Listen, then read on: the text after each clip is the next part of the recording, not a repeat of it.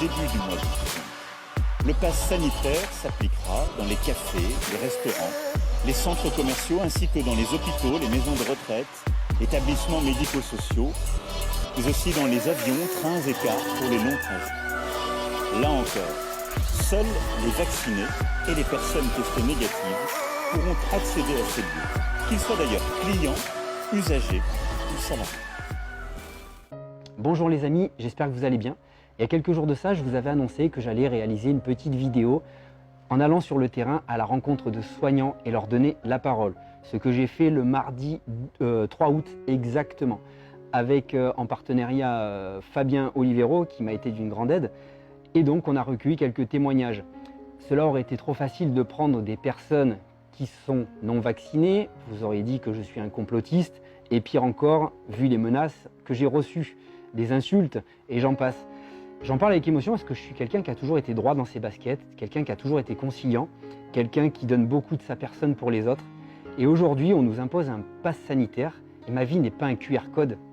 Je ne suis pas anti-vaccin, je veux juste qu'on ait le choix et le libre choix de choisir ceux qui sont vaccinés, ceux à qui c'est une opinion, que c'est leur souhait, mais c'est tout en votre honneur et je vous invite à le faire, faites-le. Ça ne me regarde pas et bien au contraire, si c'est quelque chose qui peut vous rassurer dans la vie, je vous invite vraiment à le faire. Mon statut vaccinal aujourd'hui, je suis non vacciné et je n'en veux pas. Je n'en veux pas et je ne veux encore moins d'un pass sanitaire.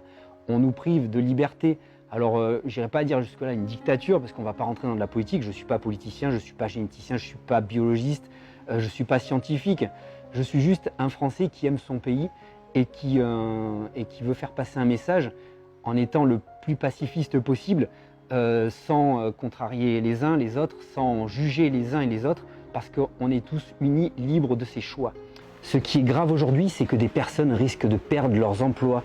On les a applaudis pendant des semaines et des semaines, considérés comme héros, aujourd'hui des salauds. C'est juste quelque chose qui est très dur à accepter et puis c'est une atteinte à la liberté de chacun de choisir ce qu'on veut faire ou non. Pourquoi on oblige des soignants à se faire vacciner et non les forces de l'ordre? Peut-être pour se donner un cas de bonne conscience, je n'en sais rien.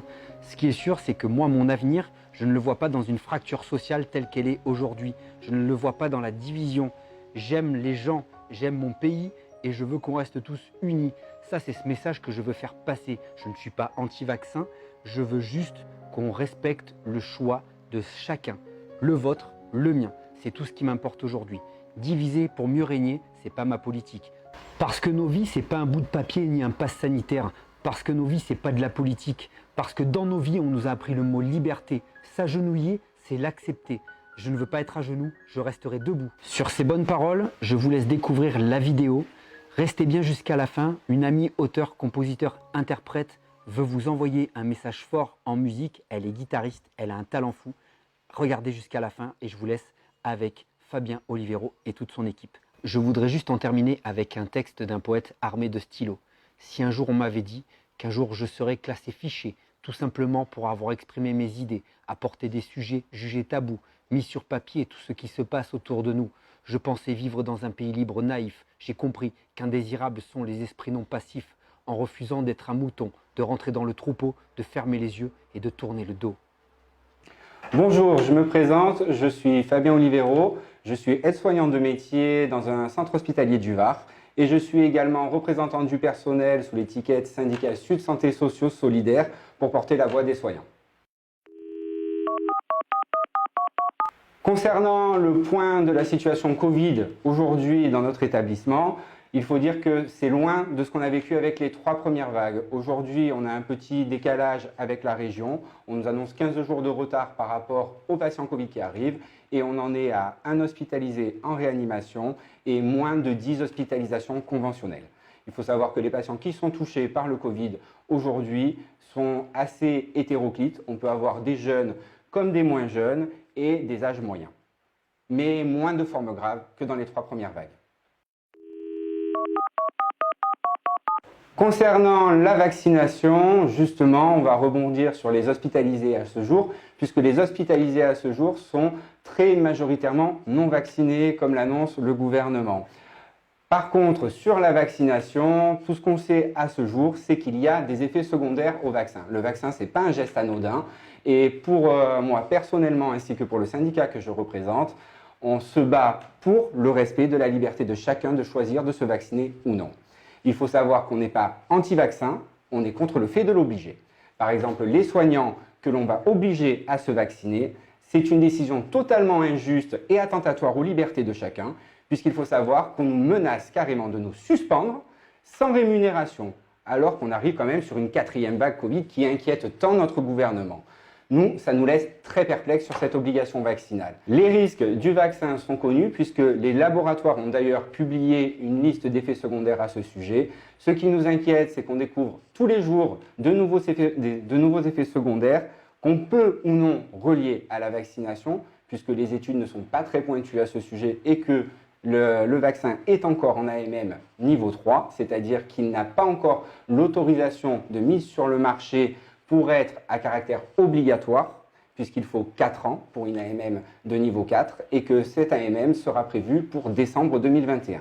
Obliger les soignants aujourd'hui à se vacciner avec un vaccin en AMM 3, autorisation de mise sur le marché, c'est un danger pour nous et c'est attentatoire à nos libertés. On devrait avoir le choix de prendre ce vaccin ou non, puisqu'il faut un consentement éclairé pour ce type de vaccination.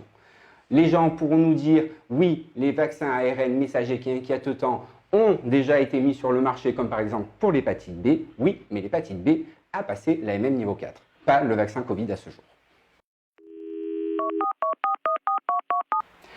À la question, si j'avais un message à faire passer à notre gouvernement, déjà, je pourrais lui dire merci pour les 3 premières vagues. Nos collègues ont travaillé dans des sacs poubelles avec des masques qu'on leur demandait de laver, ça ne gênait personne. Aujourd'hui, on oblige des soignants à se vacciner avec un vaccin qui est encore à l'étude, qui n'est même pas en AMM4, et dans un contexte où on demande toujours plus à l'hôpital public avec toujours moins de moyens.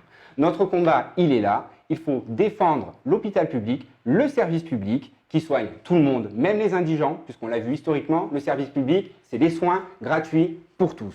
Aujourd'hui, on devient dangereux avec les soignants, on les menace avec une vaccination obligatoire, on tire sur les moyens hospitaliers, peu de matériel, peu de personnel, on réduit le personnel. Comment voulez-vous qu'on prenne en charge correctement notre population? On a un devoir de service public, prendre soin des gens. Donnez-nous les moyens de prendre soin des gens, au lieu d'obliger des agents à faire un vaccin qu'ils ne veulent pas. Là est le vrai combat.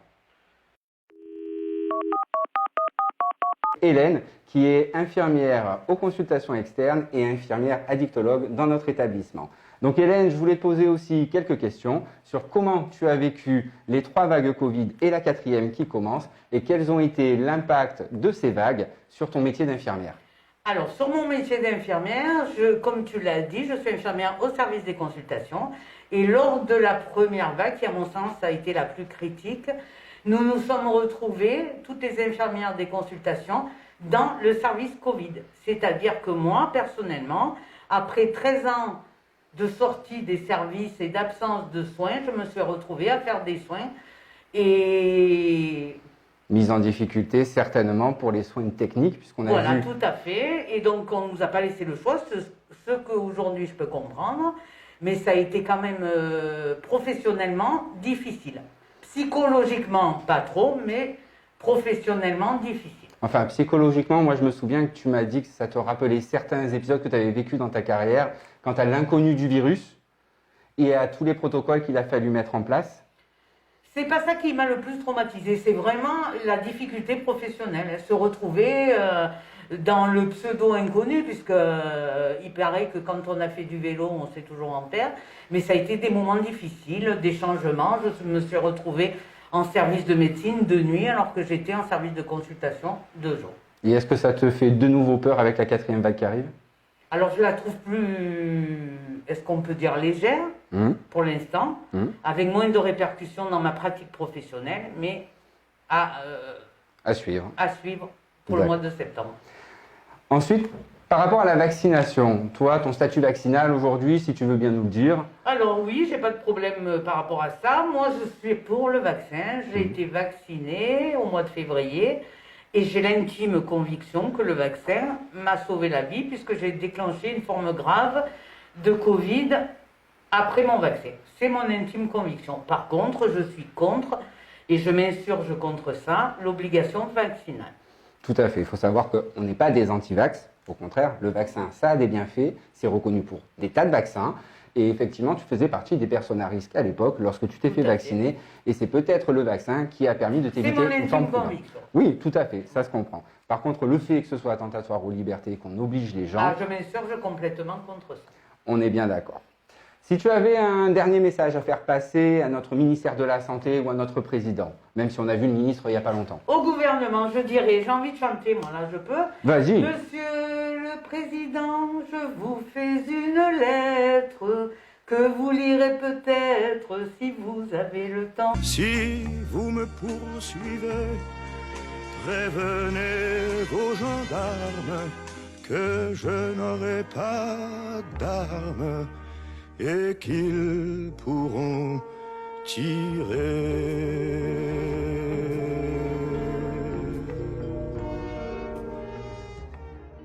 Magali, qui est ASH dans un service de chirurgie d'un hôpital du Var. Donc Magali, moi j'avais une question à te poser. Aujourd'hui, comment tu as vécu les 3 vagues du Covid et est-ce que celle-ci est différente aujourd'hui? Alors celle-ci est beaucoup différente par rapport aux 3 vagues qu'on a passées successivement. Nous avons travaillé un peu dans l'angoisse, dans la peur, nous avons affronté, j'ai eu la chance de ne pas attraper le Covid. Par contre, là, pour l'instant, dans mon service, 0 Covid. D'accord, donc on peut dire que la vague qui commence est beaucoup plus lente peut-être que celle qu'on a déjà vécue. Oh oui, beaucoup plus lente que celle de l'année dernière. D'accord. Concernant la vaccination, toi, quel est ton choix? Alors moi, pour l'instant, j'ai choisi de ne pas me faire vacciner parce que j'ai très peur des effets secondaires, de tout ce qu'on entend. Et pour moi, je ne suis pas un cobaye. J'ai l'impression que ce vaccin n'est pas encore... c'est bien écrit, expérimental, c'est ce qui me fait très peur. D'accord, donc si je comprends bien, aujourd'hui, tu as peur des effets du vaccin. Pour toi, est-ce que la communication du gouvernement a été assez claire sur les effets du vaccin et les consignes qu'ils ont données? Non, pour moi, non. Et de plus, on nous oblige à le faire. Et sous prétexte que nous allons perdre notre salaire. Donc j'attendrai jusqu'au dernier moment, voir si le gouvernement ne recule pas, ne retourne pas en arrière par rapport à cette obligation. Et effectivement, on soutiendra ce mouvement contre l'obligation vaccinale qui est attentatoire à nos libertés. Là, je te rejoins. Concernant le gouvernement, est-ce que tu aurais un mot à lui adresser aujourd'hui si tu devais t'adresser par exemple à notre président ou à notre ministère de la Santé?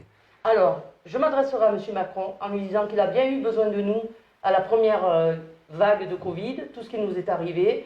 On nous a enlevé les congés, on était là, on est venu. Et là, le remerciement, c'est des coups de bâton en nous disant on va vous vacciner ou sinon vous perdez votre salaire. Voilà. Jamel, quel est ton métier? Je suis aide médico-psychologique dans un centre hospitalier public du Var. D'accord. Et toi, ton ressenti par rapport à ces vagues Covid et à la 4e qui arrive? Eh ben, mon point de vue là-dessus, c'est que c'est vrai qu'au départ, dès la première vague, en fait, les soignants ont été applaudis, ils ont été bien sollicités, on a eu beaucoup d'aide. Et là, maintenant, c'est un peu le contraire, on nous tape un peu sur les doigts, on nous oblige, on nous force. Et c'est pas trop notre optique hein, en tant que délégué syndical. D'ailleurs, moi-même, je ne suis pas contre le fait d'être vacciné. Je suis moi-même vacciné, j'ai déjà eu le Covid une fois, je ne savais même pas. Bon, bref, donc du coup, je refais une injection. Et par contre, je suis contre qu'on puisse obliger les agents à se faire vacciner avec des sanctions d'être sans solde. Donc, je ne comprends pas bien la logique là. Si on laisse les agents, les soignants à la maison, qui va soigner la population? Je suis bien d'accord avec toi. D'ailleurs, c'est la question qu'on se pose aussi. Si on suspend tous les soignants, qui va soigner? Puisque nous, il faut savoir qu'à ce jour, sur l'établissement dans lequel nous exerçons, il y a encore 40% d'agents qui sont non vaccinés. Et ça reste encore un choix jusqu'à ce que le Conseil constitutionnel ou la Cour européenne des droits de l'homme disent le contraire. Par contre, je te rejoins aussi, on a tous été applaudis à 20h aux fenêtres. Et maintenant, ce qui est un petit peu dommage dans l'opinion publique, c'est qu'on nous pointe un peu du doigt comme étant coupable de cluster. Alors, personnellement, j'ai vécu aussi cette situation, donc je te rejoins. Et j'ai expliqué calmement à la personne qui disait que les soignants étaient coupables de cluster, je lui ai expliqué que si il estimait qu'on était dangereux, ayant vécu les vagues Covid et ayant travaillé également en réa Covid, je lui ai assuré qu'on avait toutes les protections pour travailler correctement dans mon établissement sans contaminer des patients. et que s'il avait un doute, je l'invitais à prendre une blouse et à venir travailler avec les protections, évidemment. D'ailleurs, le ministère le reconnaît toujours, le masque et les gestes barrières et le lavage des mains sont bien les meilleures protections contre les contaminations. Donc, désigner les soignants comme des contaminants et des créateurs de clusters, je trouve ça un petit peu dommage, sans oublier qu'il serait bien de rappeler comment on porte un masque au grand public. Ensuite, si tu avais un autre message à adresser au gouvernement, qu'est-ce que tu lui dirais sur l'hôpital public et sur cette obligation vaccinale? Déjà, par rapport aux besoins de l'hôpital, des hôpitaux d'ailleurs, et plein d'autres structures, de rouvrir des lits, de réparer tous ces lits cassés, de rénover certains hôpitaux, qu'est-ce qu'il y a d'autre, d'embaucher plus de personnel, voilà, et voilà, c'est tout ce que je pourrais dire, hein. Je veux dire, on a les moyens, il faut qu'ils nous donnent. Alors c'est intéressant que tu parles de moyens de personnel et de vétusté, puisque effectivement tu exerces aussi dans un centre hospitalier du Var, mais qui est plus sur une structure médico-sociale et qui ne fait pas de la médecine générale et des interventions. Donc on voit bien que le manque de moyens, il est aussi bien dans les centres hospitaliers que dans les structures du médico-social. Le manque de moyens est criant dans l'hôpital public. Il serait temps d'investir, même si le Ségur a commencé ses investissements, il reste encore bien en dessous de ce qu'on aurait besoin. Je vous présente une autre collègue de mon centre hospitalier. Donc, il s'agit de Nathalie, qui est aide-soignante aux urgences. Donc Nathalie, je voulais aussi te poser la même question qu'aux autres collègues. Déjà, est-ce que tu veux bien partager ton statut vaccinal? Rassure-toi, j'ai pas de scanner, de QR code, je vais pas vérifier. Donc, est-ce que tu es vaccinée à ce jour? Oui, je suis vaccinée à ce jour. Et qu'est-ce que tu penses de la vaccination obligatoire qui est en cours de préparation avec le projet de loi? Je suis contre. Chacun a le droit de choisir si on veut être vacciné ou pas. Effectivement, il me semble qu'on est encore en démocratie. On est en démocratie, donc voilà. Donc pour toi, le vaccin doit aussi rester un choix personnel. Tout à fait. Ok. Si tu avais également un message à adresser à nos chers dirigeants qui établissent toutes les préconisations qu'on a vécues durant ces 3 vagues Covid. Que c'est une horreur. Aujourd'hui, j'ai envie de démissionner comme beaucoup de mes collègues. Et voilà. Ça fait 23 ans que je suis à l'hôpital et je vois toutes les années l'horreur. Aujourd'hui, j'ai vraiment envie de partir. Eh ben, merci de nous partager, puisque apparemment Emmanuel Macron ne croit pas que les soignants ont envie de démissionner. Ah si, je confirme. Si j'avais le choix, là j'ai 50 ans, si j'avais le choix, j'aurais 20 ans de moins, je serais partie.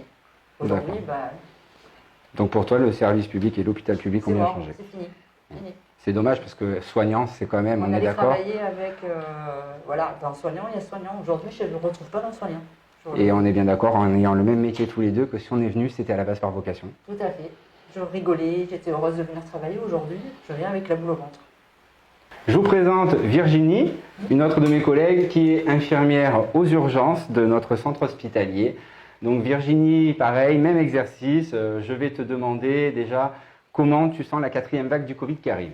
Alors pour l'instant, la 4e vague, elle s'amorce tout doucement. Donc on nous a dit qu'il fallait s'attendre au pire d'ici 15 jours. Donc on verra bien ce que l'avenir nous réserve. Et moi, je suis vaccinée. Voilà, j'ai eu le Covid en février et j'ai fait une injection juste après. Et je l'ai fait surtout parce que j'avais peur de le avoir une deuxième fois. D'accord. Et qu'est-ce que tu penses de l'obligation vaccinale? Je pense que c'est complètement une aberration. Les gens sont dans le droit de choisir leur vaccin. Ils doivent être d'abord éclairés par le médecin, savoir si les bénéfices et les risques par rapport au vaccin. D'accord. C'est bien de le préciser et justement ça montre que même les vaccinés peuvent être contre l'obligation vaccinale, puisqu'il faut savoir qu'aujourd'hui, nous, sur notre centre hospitalier, nos directions, en collaboration avec l'ARS, organisent des plages vaccinales élargies pour les soignants. C'est très bien. Par contre, nous, ce qu'on demanderait, qui serait encore mieux, c'est que les soignants qui n'ont pas confiance dans certains types de vaccins, on puisse aussi leur laisser le choix de savoir quel vaccin ils vont recevoir. Ce qui n'est pas le cas aujourd'hui. On nous oblige à nous vacciner avec le vaccin Pfizer. Donc, chacun son avis sur les vaccins, mais le choix, ça reste quelque chose d'important. On est quand même dans un pays libre où on doit pouvoir exprimer notre consentement pour recevoir des soins et rester libre de nos choix. Et effectivement, je te rejoins sur cette question. Et si tu avais un petit message à faire passer à notre gouvernement, qu'est-ce que tu lui dirais? C'est d'être logique, parce que depuis le début, on nous dit tout et son contraire. Alors dès le départ, les masques ne servaient à rien, Puis ils se sont rendus compte que oui, c'était les masques qui nous protégeaient, puisque c'est un virus qui est avant tout respiratoire, qu'il fallait surtout appliquer les gestes barrières. C'est principalement par ces 3 modes de protection qu'on peut se protéger vraiment du virus. Tout à fait. Et quand on dit blanc un jour et puis noir le lendemain, c'est normal que les gens n'ont plus confiance. Voilà. C'est bien de rappeler que les gestes barrières et le port du masque sont quand même les premières mesures pour lutter contre la contamination, contrairement aux publicités qu'on peut voir suite à l'allocution de notre président qui disait « à chaque vaccin, c'est la vie qui reprend avec quelqu'un qui enlève son masque ». C'est ça. Non, les vaccinés devraient garder également leur masque, c'est mon intime conviction, je pense. Encore pendant quelques temps, le temps que le virus se calme. Exactement, donc ne pas oublier la première des précautions, gestes barrières, lavage des mains, port du masque, c'est quand même le plus important et c'est ce que nous avons vécu pendant les 3 premières vagues, ce qui nous a bien aidé d'ailleurs. Et je continue en disant que merci à toi d'avoir témoigné en étant vacciné. Ça évitera qu'on nous colle des étiquettes d'anti-vax. Non, nous ne sommes pas des anti-vax. Au contraire, le vaccin, ça peut être bien, mais par contre, laissez-nous le choix. Donc, merci à tous d'avoir suivi ce petit reportage. C'est très important que toute la population soit au courant de ce qui se passe dans nos hôpitaux aujourd'hui sur la 4e vague. Il y a des annonces qui sont faites qu'on ne retrouve pas forcément sur le terrain. Il y a des risques qui sont encourus pour des soignants à qui on va suspendre leur rémunération s'ils ne sont pas vaccinés, ce qui est un fait totalement injuste et inédit en France. France, réveille-toi. Et il faut que les gens soient au courant que oui, à l'hôpital, on a les protections pour prendre en charge nos patients. Non, nous ne sommes pas dangereux pour nos patients. Soigner, c'est notre métier et on sait le faire depuis longtemps. Même avec moins de moyens, puisque le gouvernement grignote de partout. Le matériel, les effectifs, les crèves. On a vu des politiques très austères contre les soignants. Et ça continue, apparemment, le bâton fonctionne mieux que la carotte. Donc, merci à tous de suivre ce petit reportage. N'hésitez pas à repartager, à informer autour de vous pour que l'information circule. C'est une information libre. Des témoignages de soignants qui sont au quotidien à l'hôpital. Donc, effectivement, cette information est vérifiée. Merci à vous.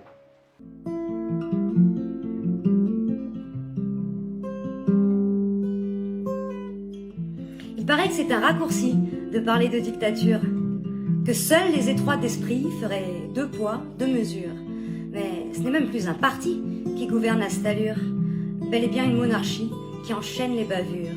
Car, à trop nous avoir dit juste tout et son contraire, c'est bien beau d'avoir promis pour ensuite faire marche arrière. Quand gouverner un pays vise à détruire ses repères, pas étonnant qu'aujourd'hui le peuple soit en colère.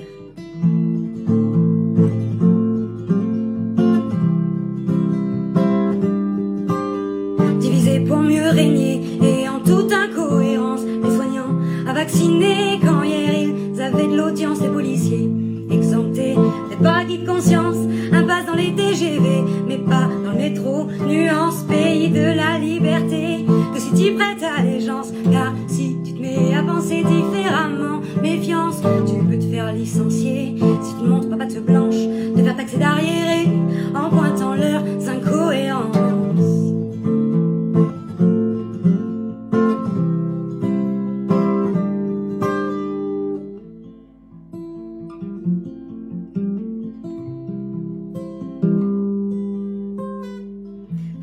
Notre démocratie, ceux qui l'ont eu à l'usure. Je m'excuse d'avance si mes propos vous semblent durs, mais quand même l'OMS dit qu'il faut que les États rassurent. Notre président, lui, fait fi et ne voit que ses mesures. Pourtant, il est là le souci, à se mettre des œillères, ne pas faire ce que l'on dit, mais vouloir que le peuple adhère, créer un pays désuni et attise les colères, puisqu'aujourd'hui, on épie nos gestes et en dresse des barrières.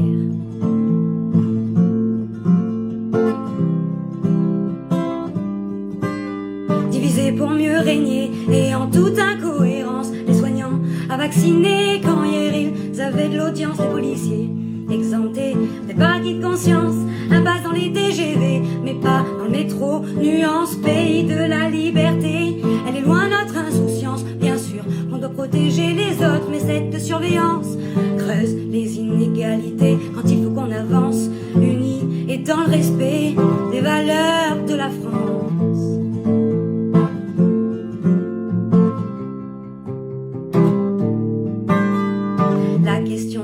De pointer du doigt son voisin, encore moins de juger son avis sur le vaccin, car au fond c'est son choix, et si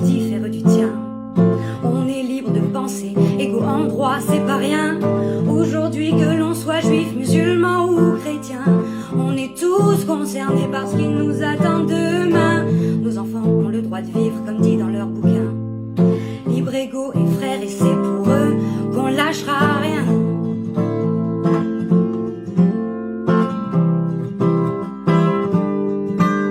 Divisé pour mieux régner et en toute incohérence, les soignants à vacciner quand hier ils avaient de l'audience, les policiers exemptés, fait pas acquis de conscience, impasse dans les TGV, mais pas dans le métro, nuance, pays de la liberté, qui est aujourd'hui en souffrance. Le but est de se rassembler sans user de violence, au lieu de se comparer, faisons preuve de bienveillance, qu'on soit ou pas vacciné.